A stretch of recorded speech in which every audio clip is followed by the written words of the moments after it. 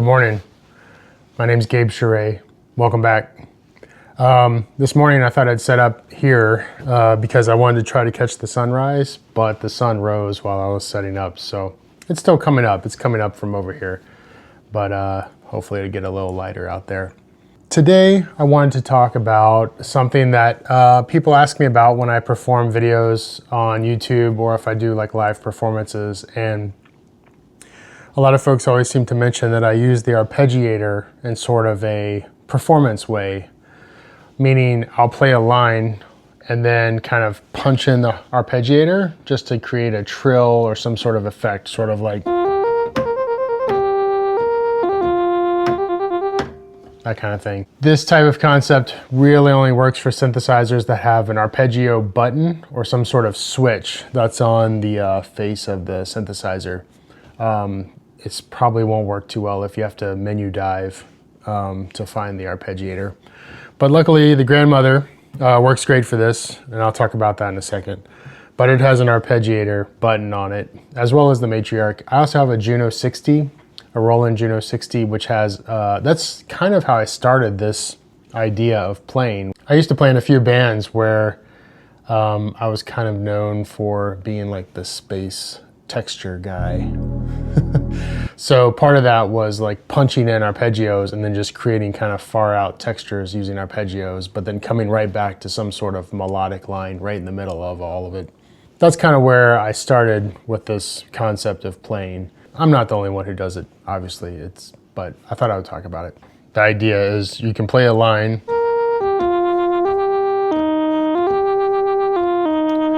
and then you can occasionally just punch the arpeggiator button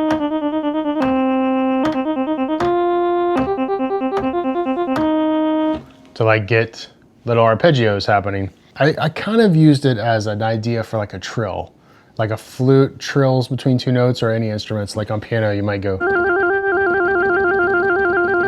like that. But instead of doing that, you could just hit the arpeggiator and go between them. It's got a different sound to it. You can always adjust that by adjusting envelopes and things like that. Right now, I have the arpeggiator set to 1 octave, and it's set to the order that you play the notes. If I go from the bottom up, if I go from the top down, I can also start in the middle. But you can also have it set to do forwards and backwards, so it's just gonna go up and down what I'm playing no matter what.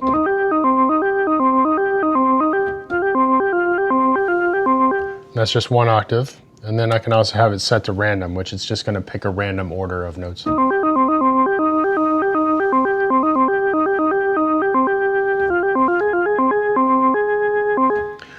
Of course, you can always change the octave, so you can do more than 1 octave, or 3. The point is, experiment with all of the settings of that and just see what you get into. So on a monophonic instrument, it's sometimes hard to establish harmony because if you're not using another instrument, this is a solo line instrument. It's almost like playing a clarinet or a trumpet or something. But arpeggios can let you sort of speed that up, and then you can hear the chord clearly.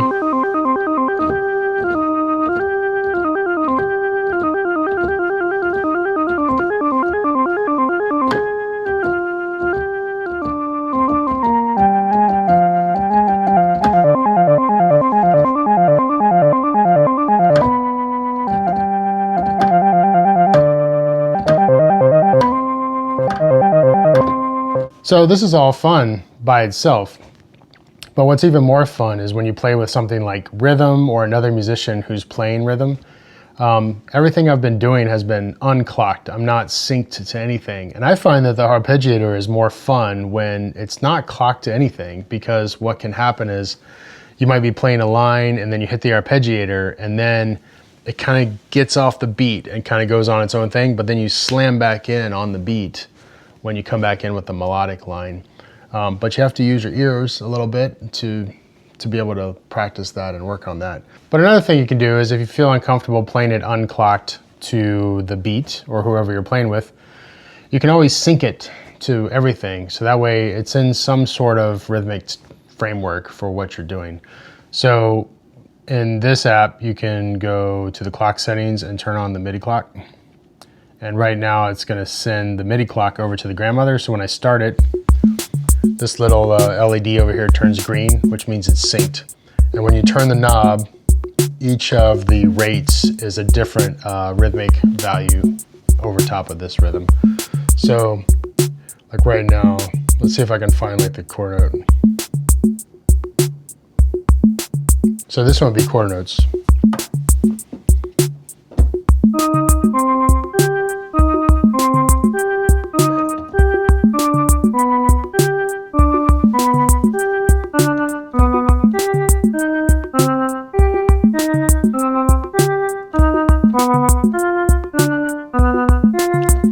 Yeah.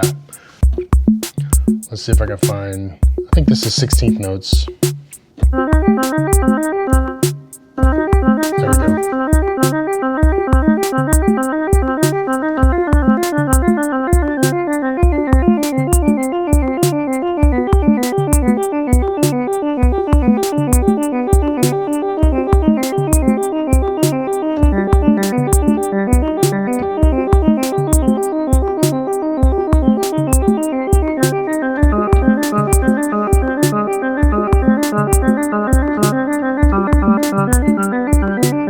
Yeah.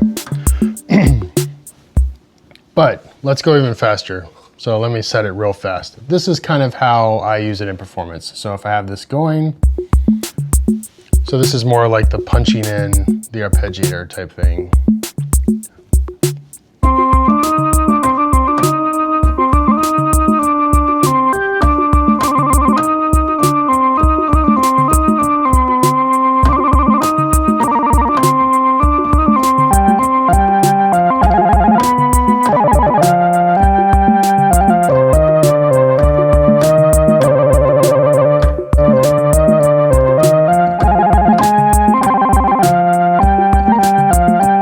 Kind of sounds like, I always think of like Balkan type instruments or something like that, where there's so many like these short little ornaments on the notes, or even like klezmer music or that type of stuff, where there's so much stuff on the melodic lines that it's kind of just, it's almost like it's alive in its own way. Or you could do a combination of sort of melodic lines plus the sort of holding the arpeggio with the chords to get a combination of both of those in your performance. You can leave the arpeggiator button on, but set the rate really high, and the Grandmother actually will play the same note repeated. So if you hold one note, it's kind of hard to hear with this setting, but you can kind of hear it in there if I slow it down.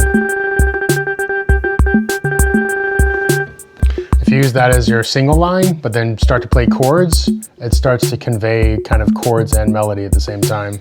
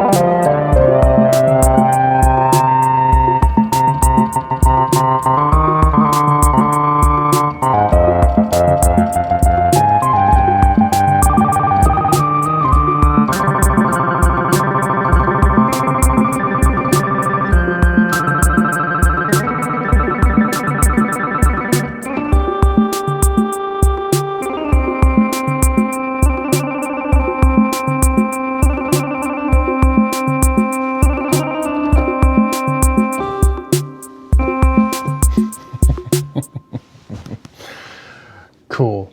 It's fun. Try it out. Oh, you can hear the spring reverb in there. All right.